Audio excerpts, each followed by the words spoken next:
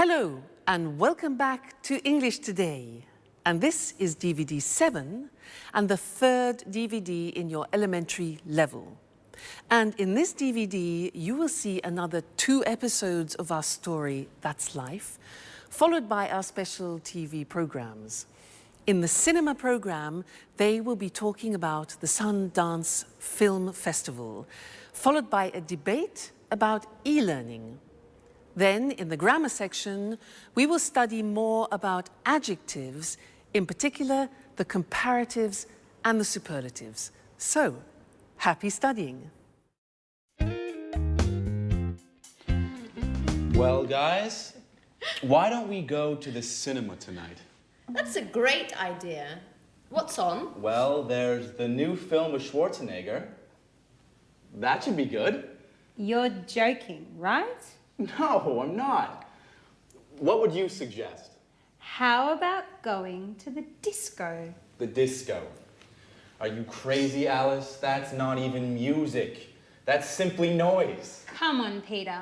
It's Saturday night. We have to do something special. Something exciting. And going dancing is surely more exciting than going to the cinema. I agree with Alice. Let's go dancing. What about a third choice? I guess Anne is right. Why don't we try to find a good compromise? Come on, guys. How boring and old-fashioned you are. And you are more frivolous than I am, Alice. Come on, guys. Don't argue now, please. Let's vote on it. Well, Alice and I want to go dancing. Peter and Anne don't. How about you, Sharon? I don't know. Well, the disco is probably more entertaining than the cinema. Great. Okay, guys. 3 against 2. Let's go dancing.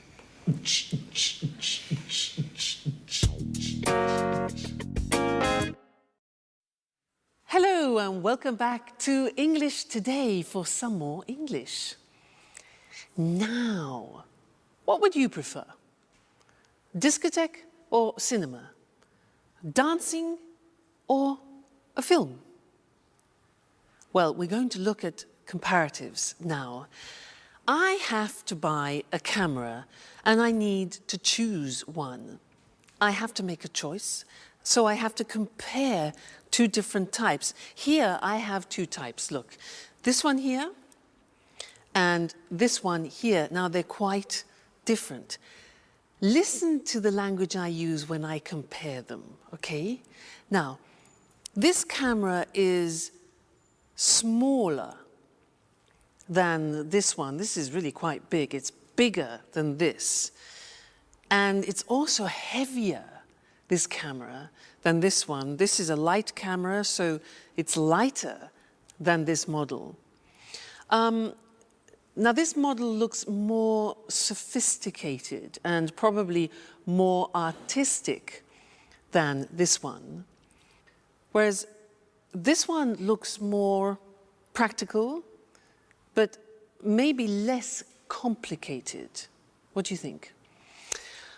What else? Well, this is definitely more expensive than this one. This is probably cheaper, I think, because this has a big lens as well. So, I'm not sure. What do you think? I like the idea of a more sophisticated camera, but I think it's more expensive. So I think I'll have to go for the cheaper one, which is the digital one. I think I'll choose this. All right? Good. Now, let's go and have a look at the language and see how we formulate comparatives in English. All right? If you have a 1-syllable word, you remember 1-syllable words like cheap, small, hot, high, then to make the comparative, it's easy. We add ER to the adjective. So cheap becomes cheaper. Small becomes smaller. Hot becomes hotter. Notice we double the T. High becomes higher. So some examples are the new model is lighter than the old model, or London is safer than New York. Today is hotter than yesterday. All right, so those are adjectives with one syllable. But what happens if you have adjectives with 3 syllables or more? Look at the examples. Interesting is an adjective with 3 syllables. Interesting, no, 4 syllables. So it becomes more interesting. You see what happens? We put more in front of the adjective. So more interesting. Difficult. How many syllables? Difficult, difficult. Okay, so it becomes more difficult.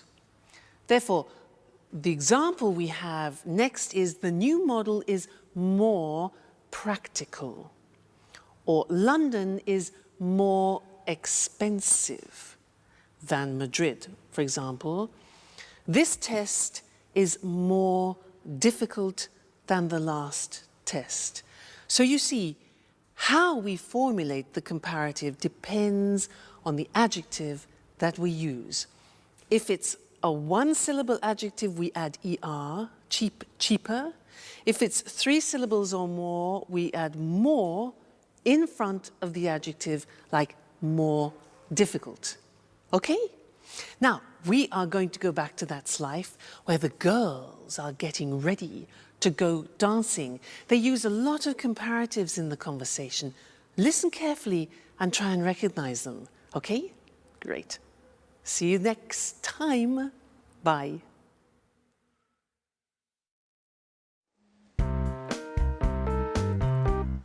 Here's my party hat. How do you like it? You look great. I envy you. Hats really suit you. Well, I envy your room, Anne. But with all this traffic, how do you sleep? Oh, I'm used to it. Which disco are we going to? Paradise. It's a new disco on King's Road. It's very nice. Did Tom and you go there together? Yes, we went last Saturday. We spent a nice night together. Maybe I asked the wrong question. You don't like Tom, do you? He's boring. Very boring. Besides, he's an Aries and he talks too much. Last night, for example, he showed me all the pictures of his holiday in the Alps. He talked for an hour about the mountains. But I hate the mountains. Why do you say that? The mountains are beautiful and spectacular. I prefer the beach. It's more relaxing and entertaining. Oh, I don't know. I think the beach is more boring than the mountains. Why do you say that? Well, think about it. Lying on the beach every day, it's much more interesting to be walking in the countryside. Yes. But it's usually colder in the mountains. I think the beach is also more romantic. Girls, stop talking nonsense. How do I look?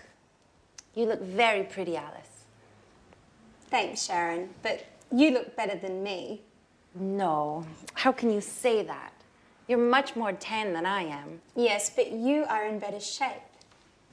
And me? How do I look? You are very pretty too, Anne. I'm sure I'm not nearly as beautiful as you. Come on, guys. Start making stupid comparisons. Let's just say that we're all different. Hey, girls. Okay, are you ready? I need your advice. Which shirt is better according to you? The red one, it's much better than the blue one for a disco night. And you, Sharon? What do you think? Well, I think the red one is funnier, while the blue one is more professional. I prefer the blue one. So, girls, which shirt should I put on? I told you, the red one. With that one on, you'll look more macho. Yes, macho. That's the right word. Really? Macho? I like it. Okay, I'll put on the red shirt. Do you agree with Alice, Sharon, about being macho, I mean? Come on, Jack. It's late. The disco's waiting for us.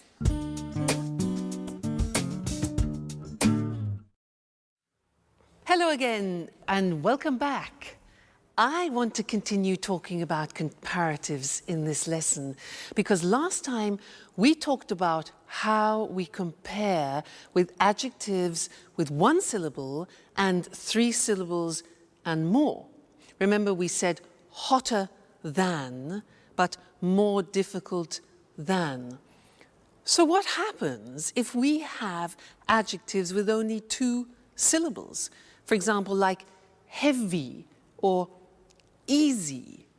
Well, we say heavier and easier, but the spelling changes.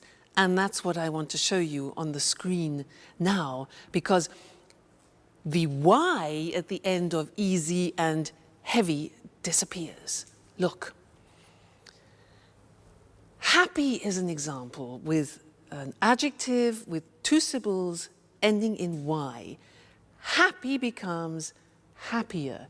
Take out the Y, put in I-E-R, okay?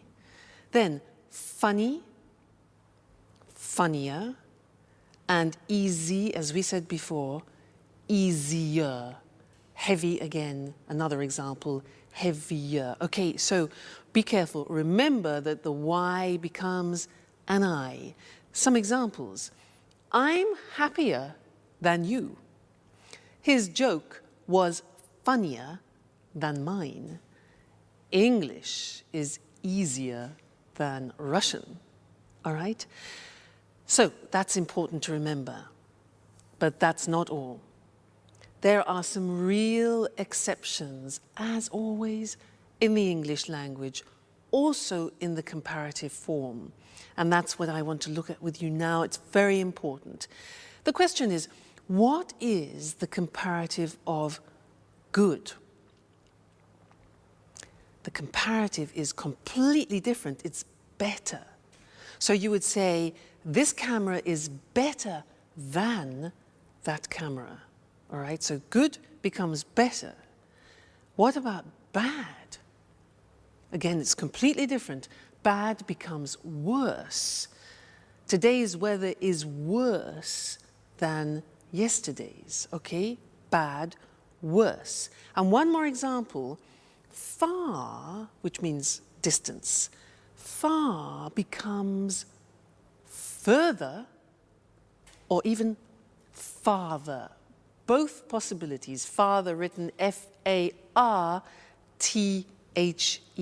as you can see on the screen, all right? So those are the big exceptions. Good becomes better, bad becomes worse, far becomes farther or further. You choose.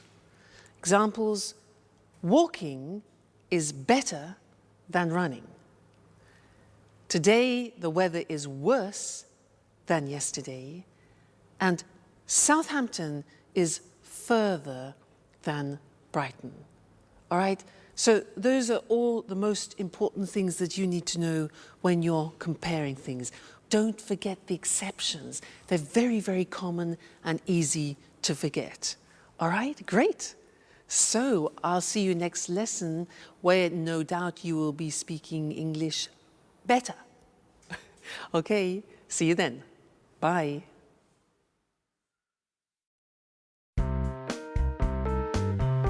So, Tom, which do you think is the best? I think Prague is the most interesting. Are you sure? I think Vienna is more exciting than Prague. Yes, but it's certainly the most expensive tour. It doesn't matter. My father is going to pay for everything. And what about Madrid? I think it's probably the most exciting. Why do you say that? Well, the nightlife. I'm sure there are a lot of discos. That's true. But it is certainly the hottest city. You're a good friend, Tom, but you are so boring. I don't really care about the weather. I just want to enjoy myself. This trip is my father's birthday present to me. I want to go to Europe's most interesting city, but also the most special and the most entertaining one. I see. Well, I think all three are interesting cities. Hi, guys. What are you doing? My father is going to give me a trip for my birthday, so I'm choosing where I would like to go. Oh, really? That's great. Are you going alone? No, my father promised to come with me. Oh. Well, do you already have an idea of where you want to go? Not yet. I can't make up my mind between Vienna, Prague and Madrid. Tom was making some precious suggestions. But she isn't taking my advice, as usual. Well, I think Prague is probably the oldest city, but Vienna is the most interesting one.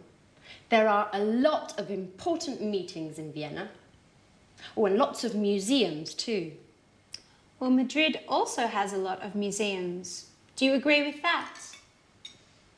Yes, that's true. But Madrid is certainly the hottest city. Oh my God, Anne. You are like Tom. You both talk nonsense. I think you two should go out together. I think you would get on well. Alice, what are you talking about? You're joking, right? Well, not really. I think Tom is perfect for you, Anne. Come on, Alice. Stop being foolish. You're embarrassing us. Really? There's no need to be ashamed. Listen, I'm going to leave you two alone now so you can get to know each other better. Bye.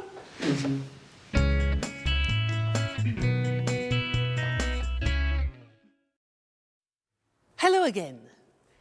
Now that's an interesting couple. Tom, who is an obsessive museum goer, Anne, who is an obsessive cleaner. Put them together, and what have you got? The cleanest museum in the world. Now, the cleanest is an example of the grammar form of the superlative, and that's what I want to look at with you now. I want to give you some examples, so listen carefully to what I say, all right? Good. So, good morning, ladies and gentlemen. Are you having problems opening your bottles? Well, I have the solution for you. Here it is. A revolutionary bottle opener. This is a bottle opener. Have you been using these old models like this and been having problems? Well, this is the most intelligent and the most revolutionary bottle that you can find. Bottle opener, it's called, okay? So, how does it work? You take your bottle of wine. You open it up like this. You open it here. You put it on the top of the bottle, like that, over the cork. Then, in this position, you see, hold it strong. Take the lever like this and you pull over like that. Okay? Takes a little bit of effort, but not like that one. Then, you push it back, and what happens? Bingo! Out comes the cork. Then, the same action, hold it tight, pull it over, the cork comes out, and we are ready to drink. This is, ladies and gentlemen, the most effective, the newest, the quickest, the smartest and the most revolutionary bottle opener that you will ever find. And it's the most economical. It's the cheapest. It only costs €20 for you. So buy one today and let's pour some wine and toast to the most superlative bottle opener in the world. Cheers. That's nice. Great. That was the superlative. Let's go and see it on the screen. Nice wine. Now, when we have an adjective with one syllable, like cheap, what we do is we add the at the beginning to make it superlative, and then we add est to the adjective. Look at the examples. It's the cheapest, the newest, the quickest, the smartest bottle opener in the world. Okay, so the plus est at the end. Now, if the adjective is 2 or 3 or more syllables, it changes, as I said, and it becomes the most effective. Now, the adjective doesn't change, but in front of it we put the most effective. It's the most economical bottle opener. It's the most beautiful, it's the most revolutionary bottle opener. Okay, so again, be careful. Is it a 1-syllable adjective? Is it a 2 or 3 or 4-syllable adjective? Because it changes. Great. Now, let's go back to life. That's life, where Jack and Peter are talking about football. They're talking about the best football team in the world. Okay? And I'll see you later. Cheers.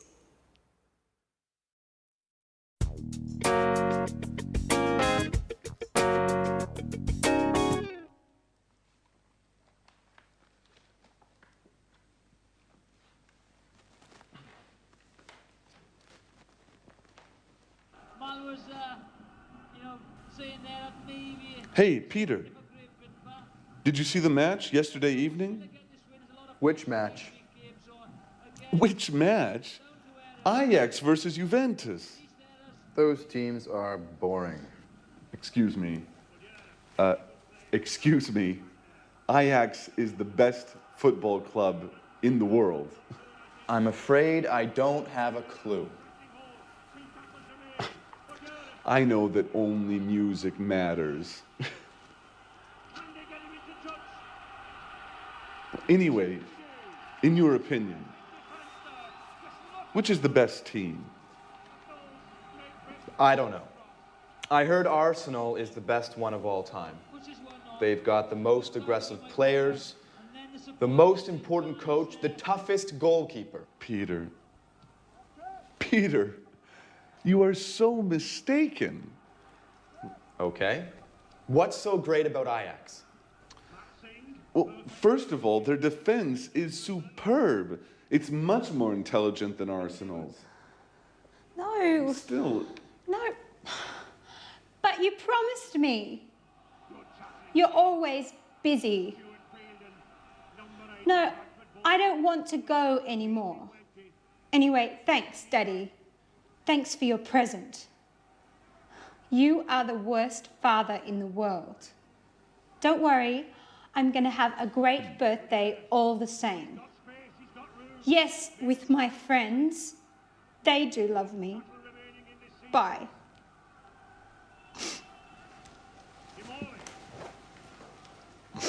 Is everything okay, Alice? No, nothing is okay. My father keeps on being the same. Oh, come on, Alice. Don't cry, please. Tell us what happened. Well, you know, I told you my father decided to give me a trip for my birthday. Well, he promised to come with me. And just now, he told me that he can't anymore because he has some important work to do, as usual. Oh, don't be angry with him. Even if he has something important to do, you can leave for your trip anyways. No, I don't want to go anymore. Well, don't worry, Alice. We are going to give a big party for you. Isn't that true, guys? Absolutely. Of course. You are the most brilliant, the smartest, and the funniest roommate we've ever had. Even if sometimes you are a bit lazy. You need a special party. Thanks a lot. You are the best friends in the world.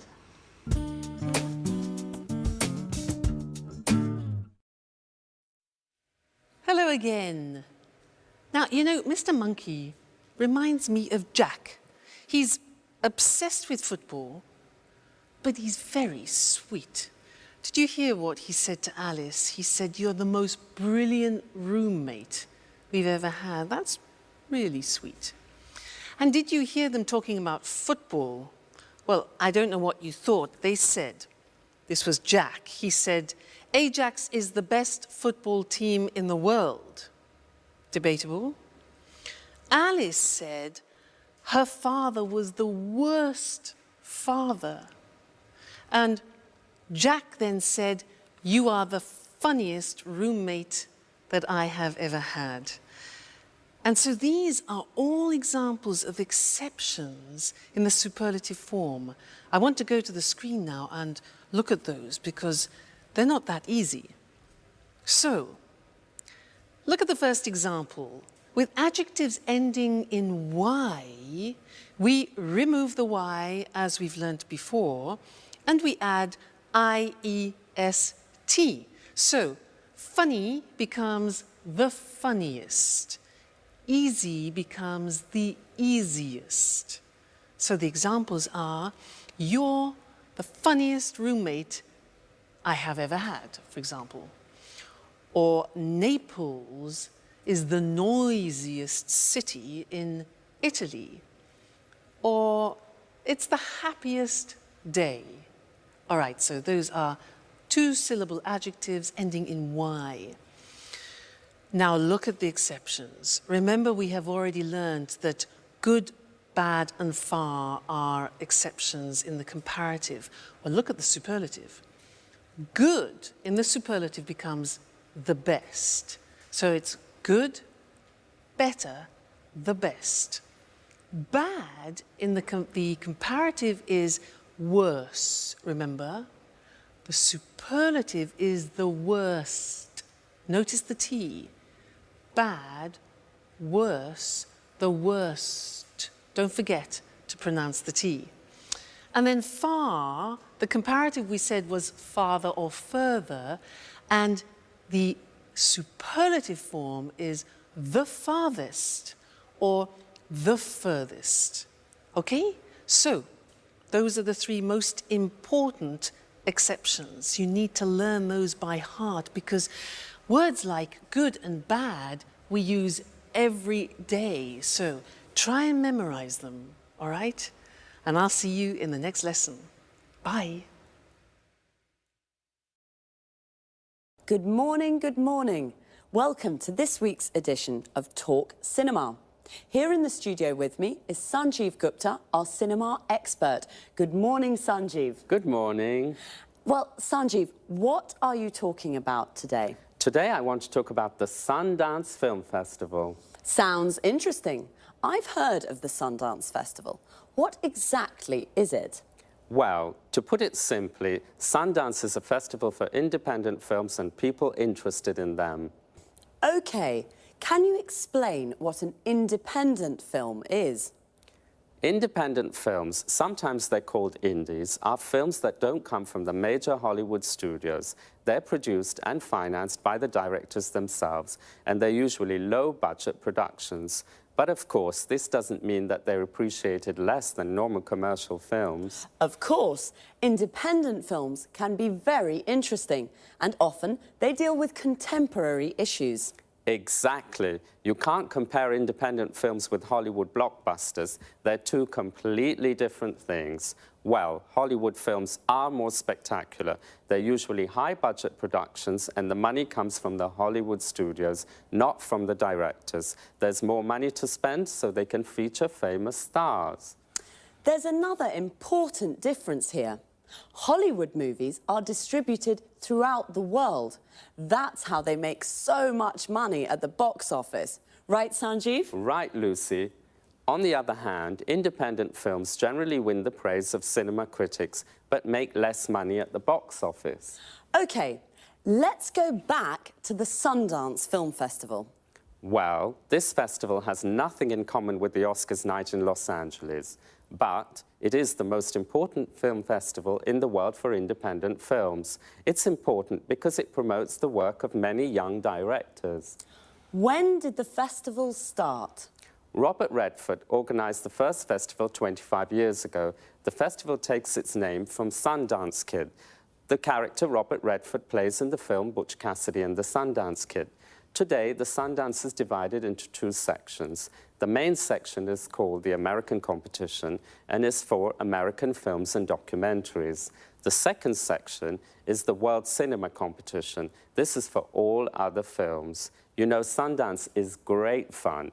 In addition to the films, there are parties and concerts and also special meetings for film students. Well, the Sundance Festival sounds fun. It's smaller and younger than other film festivals. There aren't lots of Hollywood stars. The awards aren't as prestigious as the Oscars, but it's an important festival.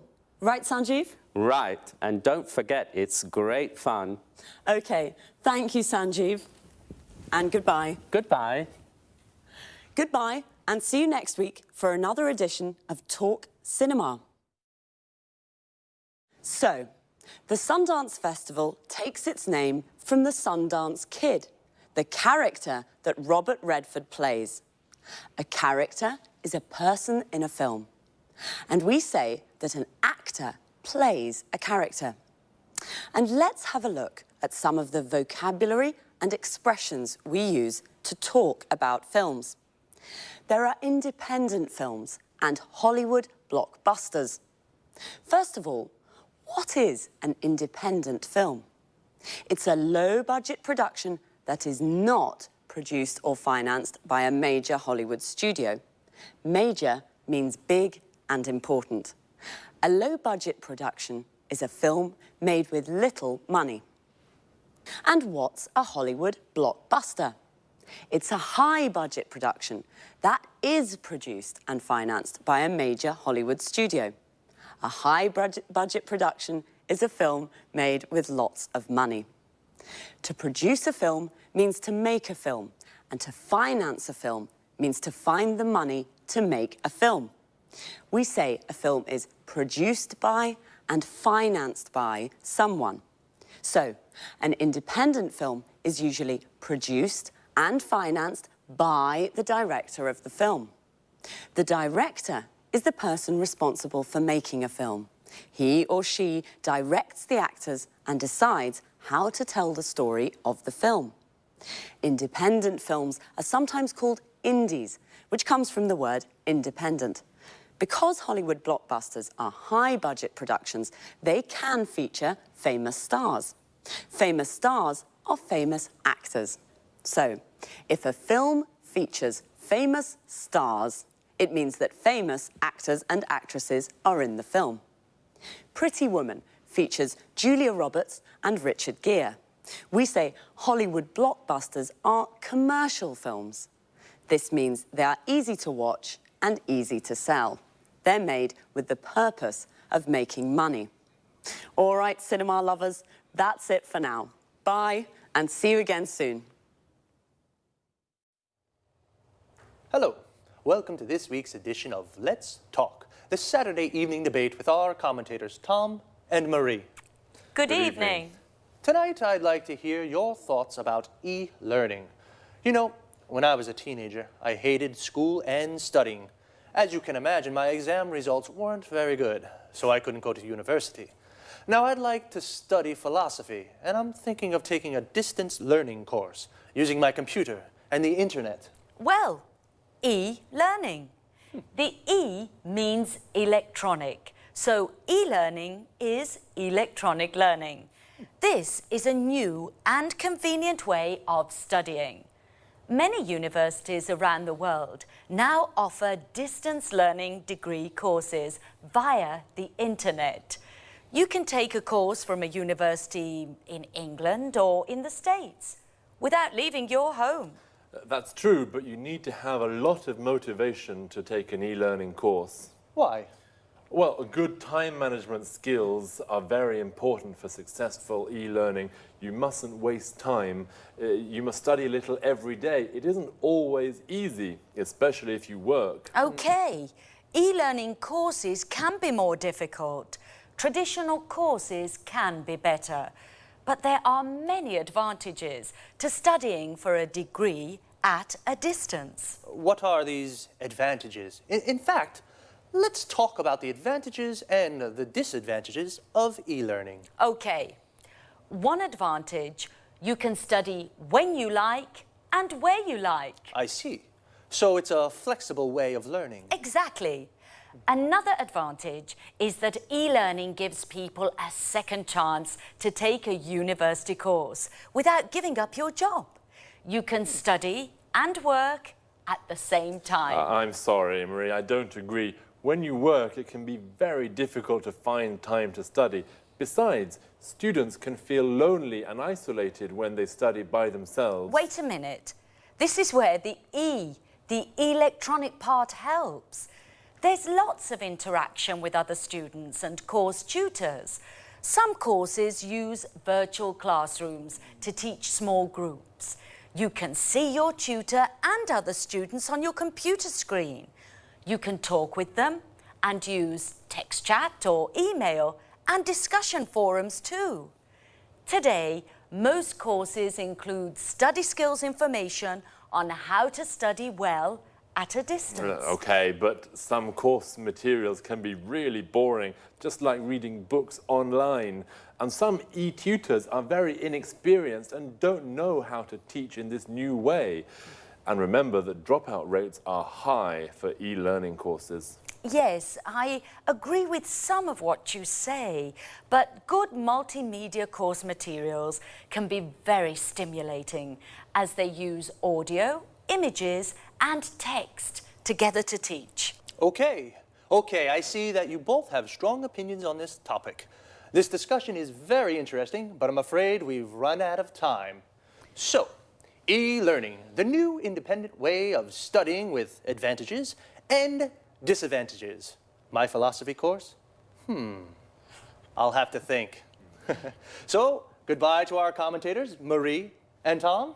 Goodbye. Goodbye. And goodbye to you. And see you next time on our discussion group, Let's Talk.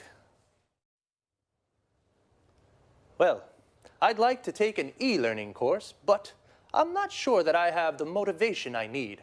Notice how we say to take a course. For example, to take an English course means to study English.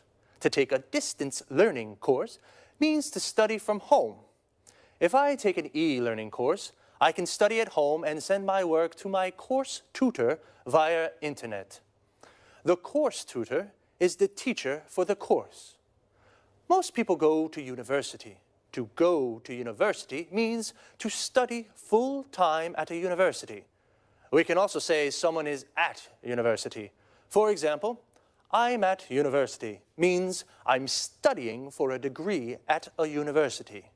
A degree is the qualification you get when you complete a university course. A degree course can take from 3 to 5 years, depending on the subject you study. I wanted to study philosophy at university.